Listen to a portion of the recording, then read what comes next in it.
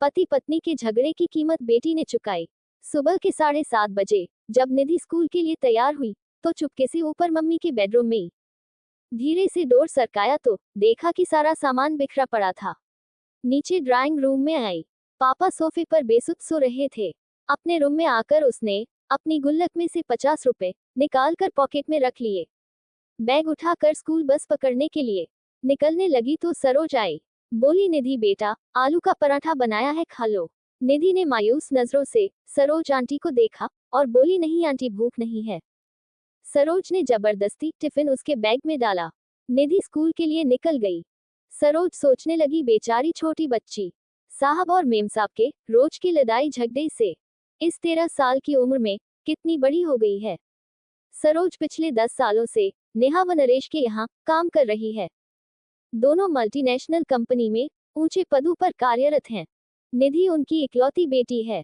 किसी भी चीज की कोई कमी नहीं है, पर हर समय दोनों एक दूसरे से लड़ते रहते हैं। नरेश पिछले कुछ समय से नेहा से तलाक चाह रहा है और चाहता है निधि की जिम्मेदारी नेहा उठाए, और नेहा निधि की जिम्मेदारी नरेश को देने के साथ जायदाद में हिस्सा चाहती है। इस कारण दोनों लड़ते रहते हैं। बच्चे की जिम्मेदारी कोई नहीं लेना चाहता, इसलिए दोनों एक दूसरे के लिए अपशब्दों का इस्तेमाल करते हैं। बेचारी निधि स्कूल से घर आकर अपने कमरे में दुबक जाती है। केवल सरोज आंटी से ही बात करती है। रोज की तरह नेहा और नरेश ने नाश्ता अपने अपने कमरे में किया और ऑफिस के लिए निकल गए।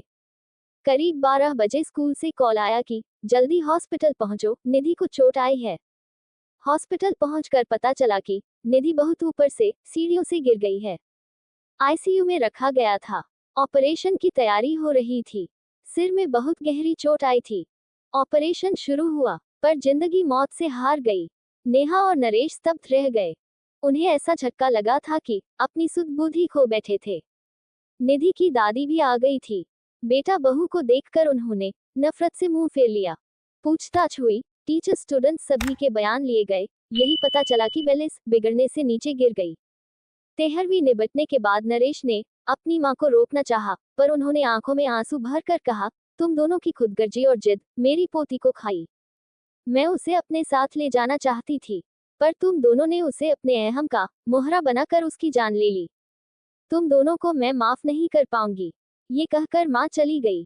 सरोज तब से सदमे में थी, फिर उसने जैसे तैसे होश संभाला। नरेश और नेहा से कहा, मेम साहब, मैं अब यहाँ नहीं रह पाऊंगी। इस घर की दीवारें मेरी निधि की सिसकियों से भरी हैं। उसे मैंने कभी अपनी गोद में तो कभी छिपकर रोते हुए देखा है। कभी तो मेरा मन किया कि उसे लेकर भाग जाऊं, पर मैं डरपोक थी और ऐसा नहीं कर सकी। अगर चली जाती तो शायद वो आज जिंदा होती। नरेश और नेहा के पास अब शायद कहने को कुछ नहीं था। जैसे जैसे दिन बीत रहे थे, उनका लड़ाई झगड़ा एक अजीब सी बर्फ में तब्दील हो चुका था। उनकी सारी भावनाएं अंदर ही अंदर एक खामोशी अख्तियार कर चुकी थी। संडे का दिन था। बड़ी मुश्किल से नेहा ने निधि के रूम में जाने की हिम्मत जुटाई थी। महीनों दोनों उसके कमरे में कदम नहीं रखते थे। कैसे माँ बाप थे वो दोनों। उसका रूम, उसका बेड तकिया, उसकी किताबें, उसकी पेंसिल, पेन, स्कूल बैग सब वैसे ही रखा था। अलमारी खोली तो उसके कपड़े नीचे गिर पड़े। उसका हल्का ब्लू नाइट सूट, जिसे वह अक्सर पहना करती थी। नेहा रोते हुए अलमारी से सामान निकालने लगी। तभी उसके हाथ एक ब्लू कलर की डायरी लगी। उसने कांपते हाथों से उसे खोला। आगे के कुछ पेज फटे हुए थे। पेज दर पेज टूटे दिल की दास्तां छोटे छोटे टुकड़ों में दर्ज थी। मम्मी पापा, मैं आपको डियर नहीं लिखूंगी, क्योंकि डियर का मीनिंग प्यारा होता है। पापा, आप मम्मी को कहते हो कि तुम्हारी बेटी, और मम्मी आप पापा को कहते हो तुम्हारी बेटी। आप दोनों ये क्यों नहीं कहते हो कि बेटी? पता है, जब मैं मामा जी के घर जाती हूँ, मामा मामी मुझे बहुत प्यार करते हैं। मामी अनु को जब प्यार से मेरा बच्चा कहती हैं तो मुझे लगता है कि क्या मैं प्यारी बच्ची नहीं हूँ? मम्मा, मैं तो आपका सारा कहना मानती हूँ, फिर भी आपने मुझे कभी प्यारी बच्ची नहीं कहा। मम्मी, जब मैं बुआ के घर जाती हूँ तो बुआ मुझे बहुत प्यार करती हैं और खाना नक्श की पंसद का बनाती हैं। मम्मा, मुझे भी राजमा बहुत पसंद है। मैंने कहा था कि आप बनाओ, पर आपने कहा मुझे मत तंग किया करो। जो खाना है सरोज आंटी को बोला करो। पता है मम्मा, मैंने राजमा खाना छोड़ दिया है। अब मन नहीं करता। पापा, मैं आपके साथ आइसक्रीम खाने जाना चाहती थी, पर आपने कहा आपके पास फालतू चीजों के लिए टाइम नहीं है। पापा, जब चीनू मासी और मौसा जी मुझे और विपुल को आइसक्रीम खाने ले जा सकते हैं तो फिर वो क्यों नहीं कहते कि ये सब फालतू चीजें हैं। पता है मम्मी, मैं अपने घर से दूर जाना चाहती हूँ, जहाँ मुझे ये न सुनाई दे कि निधि को मैं नहीं रखूंगी, जहाँ पापा के चिल्लाने की आवाज न सुनाई दे। पापा, अगर मैं बड़ी होती तो मैं आप दोनों को कभी परेशान नहीं करती, मैं खुद ही चली जाती। मैं तो आप दोनों से बहुत प्यार करती हूँ। पापा मम्मी, आप दोनों मुझे प्यार क्यों नहीं करते? I love you Saroj aunty, मुझे प्यार करने के लिए, जब मुझे डर लगता है अपने पास सुलाने के लिए, मेरी हर बात सुनने के लिए।